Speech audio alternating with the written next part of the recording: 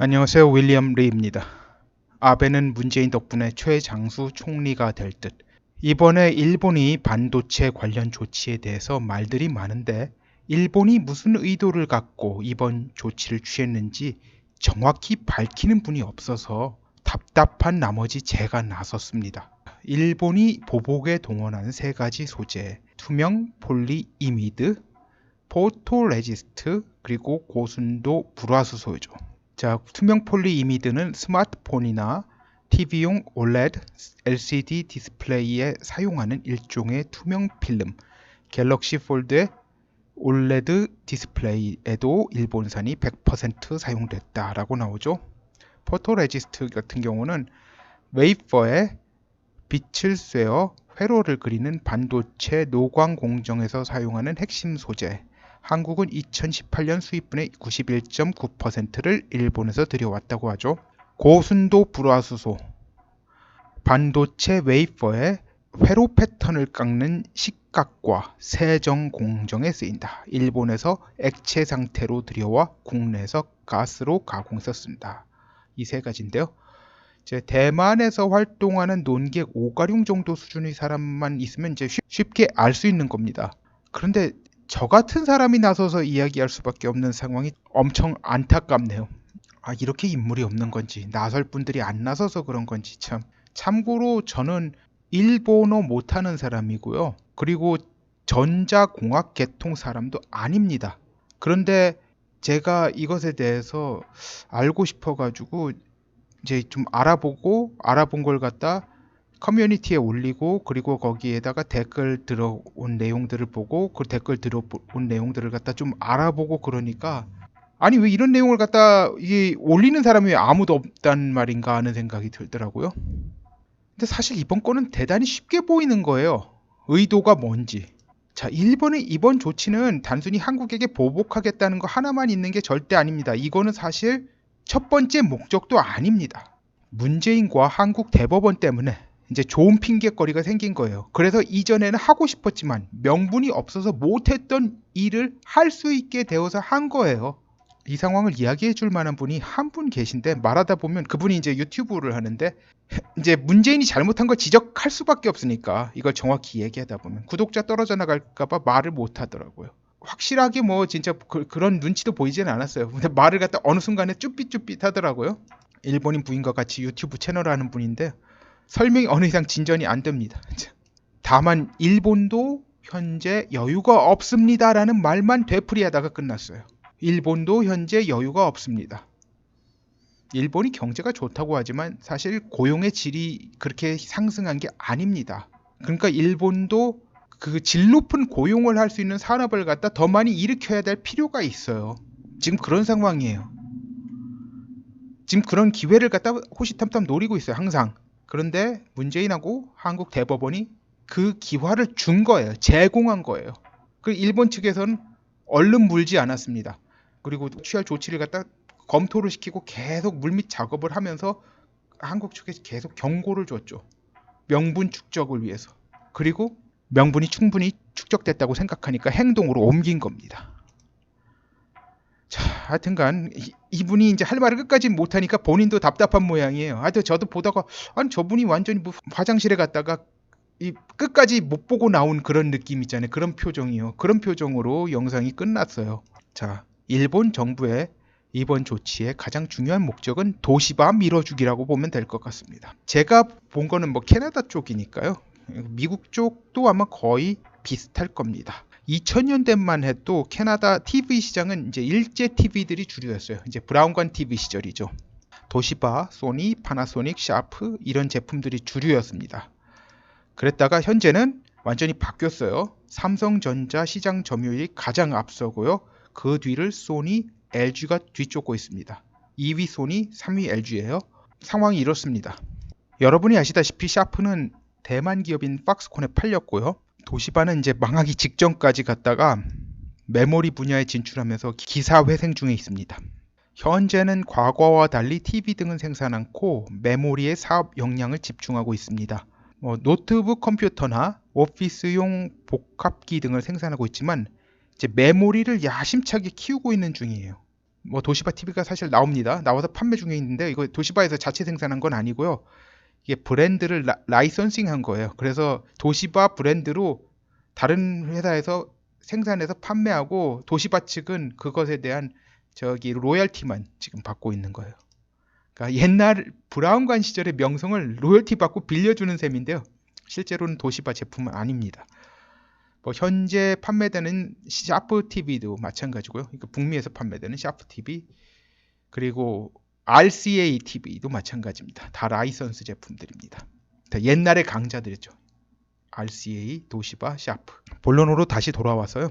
이제 도시바 메모리 사업부의 현재 기술 수준은 삼성전자, SK하이닉스와 동급까지 올라온 상태라고 합니다. 일본 정부는 이번 조치로 메모리 생산에 포토레지스트를 도시바 그리고 미국 기업인 마이크론이 우선적으로 공급받을 수 있게 일본의 이제 경제 산업성이 조절할 수 있게 만든 거예요. 한국이 해당 품목들을 국산화한다고 하더라도 시간이 걸리는데 그 기간 동안에 이제 삼성전자와 SK하이닉스는 도시바와 마이크론에 비해 확실히 불이익을 받는 거죠. 그리고 설사 국산화에 나중에 성공했더라도 일본 측에서 그 기간 동안에 연구 개발로 더 탁월한 제품을 만들어서 도시바와 마이크론에 우선적으로 공급하면 또 경쟁력에서 뒤처지는 상황이 지속되는 겁니다. 즉, 이 문제를 국산화로 극복할 것이라고 하는 건 지나치게 낙관적인 전망이라고 볼 수밖에 없어요. 자, 환율 추이를 보면 알 수 있습니다. 현재 국제 투자자들 사이에서 한국 경제에 대한 전망이 불과 며칠 사이에 엄청나게 악화된 걸 알 수 있어요. 특히 한국 원화 대비 엔화 비율이 팍팍팍 뛰고 있어요. 결국은 뭐냐면 일본 측보다 한국 측의 손해가 훨씬 많을 거라고 국제 투자자들도 지금 현재 전망하고 있는 겁니다. 근데 사실 그것에 충분히 일리가 있어요. 그 사람들이 또 바보겠습니까? 그 사람들이 컨설팅을 받아서 투자하는 거죠. 전문적 지식을 갖다 컨설팅을 받는 거예요. 그것에 대해서는. 그거는 컨설팅 피가 굉장히 많이 들어가는 건데 그걸 받아서 다 하는 거예요. 그런데 지금 상황이 이렇습니다. 한국 같으면요, 그냥 한국 관료들이 야 도시바에게 직접 팔아 뭐 이런 식으로, 그러니까 한국 같은 식의 상황이면요, 한국 같으면 뭐 이런 조치 취할 것도 없어요. 그냥 관료들이 가서 이야기하면 말 듣는 그런 상황인 것으로 알고 있어요. 자, 일본 사업가들의 성격 때문에 그래요. 그 사람들 특성상 이런 압력이 통할 가능성이 전혀 없습니다. 일본의 관련 기업들 입장에서는 도시바보다 삼성전자나 SK하이닉스 측이 오랫동안 신뢰를 맺어온 고객이고요. 그러니까 압력을 받아들일 수가 없어요. 거래량도 당연히 삼성전자하고 SK하이닉스가 훨씬 많으니까 더 중요 고객이에요. 도시바보다. 만약 생산자가 공급 우선순위를 정해야 하는 상황이라면 당연히 도시바보다는 삼성전자, SK하이닉스를 우선하게 돼 있습니다. 그 사람들 입장에서는 삼성전자, SK하이닉스가 더 중요한 고객입니다. 즉, 아베는 경제 산업성을 통해서 이런 일본 기업인들이 습성이 실천되는 걸 막는 거예요. 그래서 반사 효과로 후발업체인 세계 9위 메모리 업체인 도시바가 더 치고 올라갈 수 있게 돕는 거예요. 자, 미국 측에게는 그 반사적 이익이 마이크론 측에게도 갈 거라고 해서 설득을 했을 가능성이 높다고 봐요. 마이크론도 메모리 회사입니다. 이제 기획 단계에 미국이 관여한 건 아니고 이제 기획 단계에서 이제 미국을 어떻게 설득할 건가 하는 방안도 동시에 마련한 거죠. 뭐 미국의 입김이 전혀 안 들어갔다고 볼 수는 없지만 미국이 처음부터 이래라 저래라 그런 게 아니라 일본 측에서 먼저 기획안을 만들고 이래야지 미국 측에게 보다 먹히겠다, 미국 측에서 막지 않겠다 라고 하는 걸 다 고려해서 방안을 만든 흔적이 보입니다. 자, 원래는 뭐 이렇게 할 수가 없어요. 뭐 아무런 명분이 없으면 그냥 이렇게 할 수가 없어요. 근데 한국 대법원과 문재인이 일본의 여론을 들끓게 해서 이런 조치를 취할 수 있는 발판을 마련해 준 셈이에요.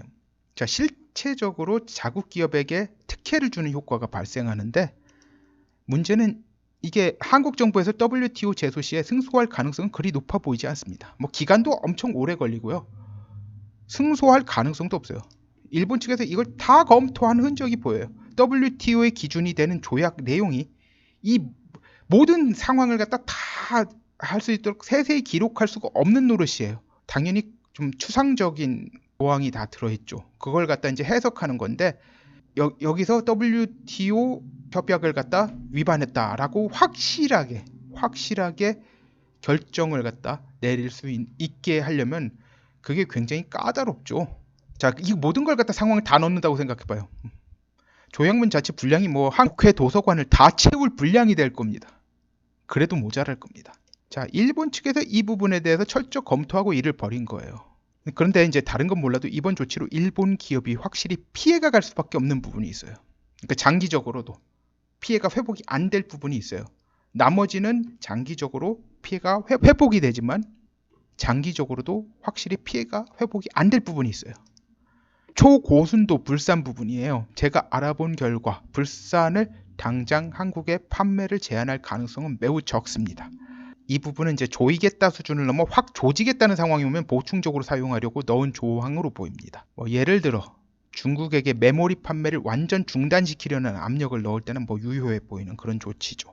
불산 부분은 미국 측 요구로 삽입된 것이 아닌가 하는 생각이 드는데 확실치는 않습니다. 근데 일본 측 입장으로 봐서는 별로 필요한 부분은 아니에요.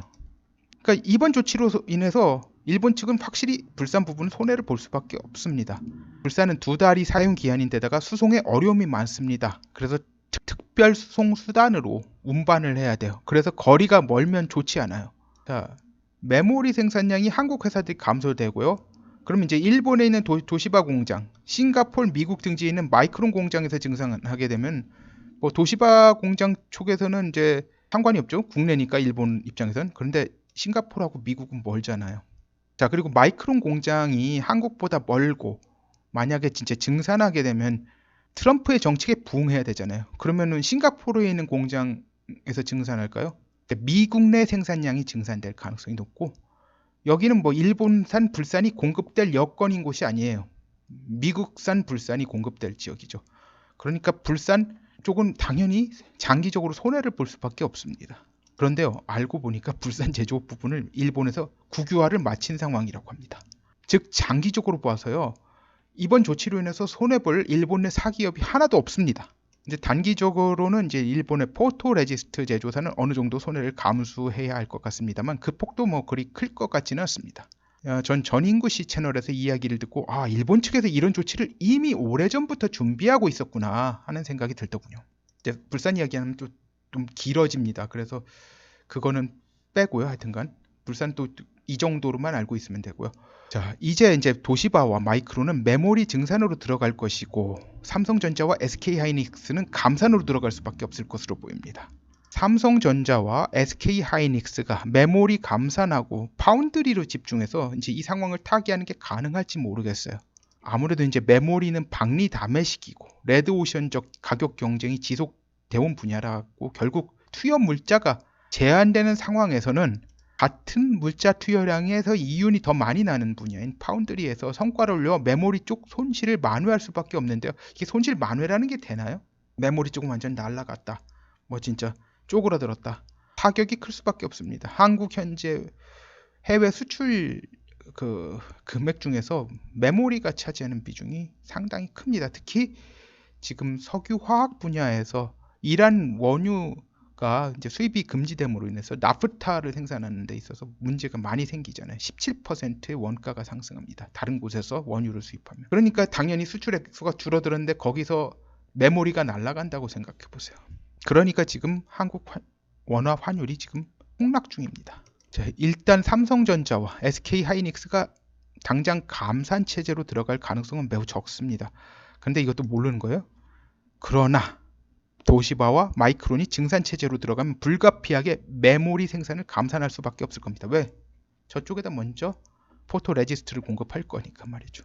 제가 이 분야 전문가도 아니며 내부 정보가 있는 것도 아니므로 그 시점이 언제가 될지에 대해서는 모른다고 할 수밖에 없습니다.